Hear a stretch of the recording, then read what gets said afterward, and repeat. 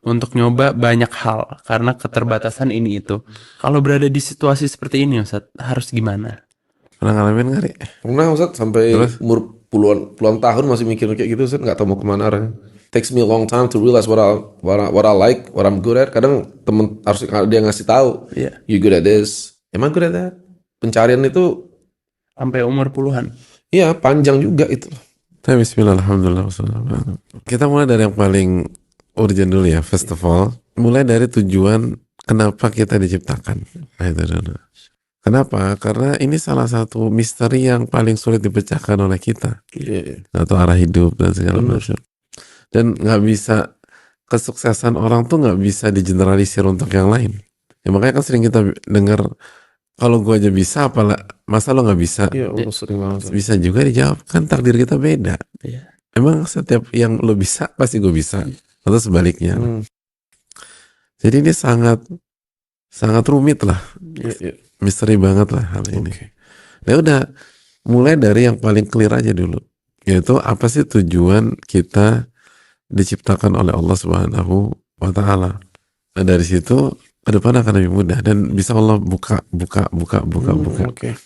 Nah, kalau Ori ditanya apa tujuan penciptaan kita, kenapa Allah ciptakan Ori, Kiral, saya dan kita semua?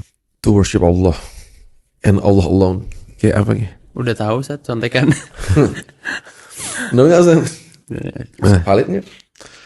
Ada dua ayat tentang hal ini. Iya. Yang pertama surat At-Talaq ayat 12. Allah berkata, Allahul ladzi khalaqa sab'a samawat wa minal ardi mithlahun la yatanazzalu al-amru bainahun lita'lamu anna Allah ala kulli syai'in qadir wa anna Allah qad ahata bi kulli syai'in ilma.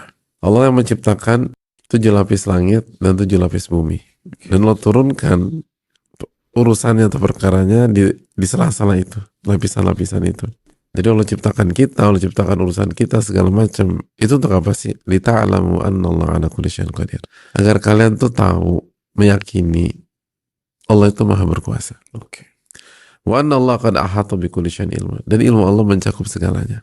Jadi yang tujuan kita yang pertama adalah untuk mengenal Allah.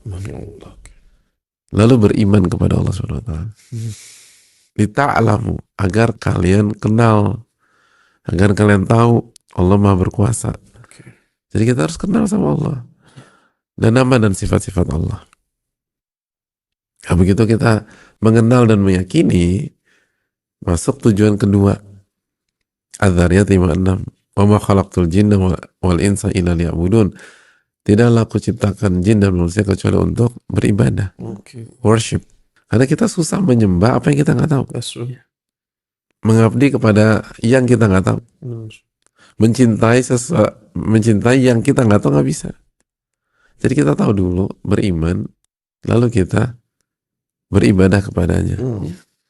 Dan di antara makna ibadah adalah menjalankan perintah dan menjauhi larangan dengan penuh kecintaan, ketundukan secara mutlak.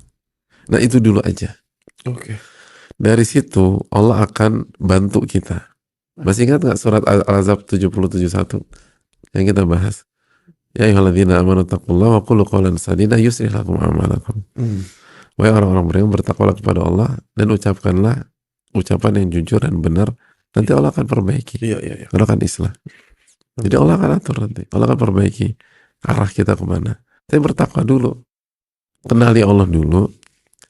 Lalu jalankan perintahnya. Jauhi larangannya dengan penuh rasa cinta dan ketundukan. Nanti Allah akan islah.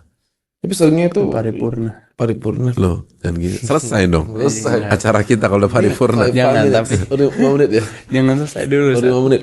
Tapi sekarang itu kan banyak itu tekniknya ya. How to cari talent kita, what you good at, fokusnya ke situ tuh. Makanya jangan mulai dari hal teknis. Iya. Mulai dari esensi hidup. Allah juga berfirman, misalnya contoh Al-Anfal 29. Allah berfirman, ya ayyuhalladzina amanu taqullah. Wahai orang-orang beriman, bertakwalah kepada Allah. Ya ja'al lakum furqana.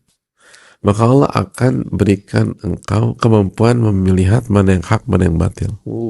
Jadi bertakwa, nanti Allah akan kasih petunjuk mana yang hak buat kita, mana yang nggak cocok buat kita, mana yang tepat buat kita, mana yang nggak buat kita. Kalau kita jalanin ekspertis itu, kita rusak nanti.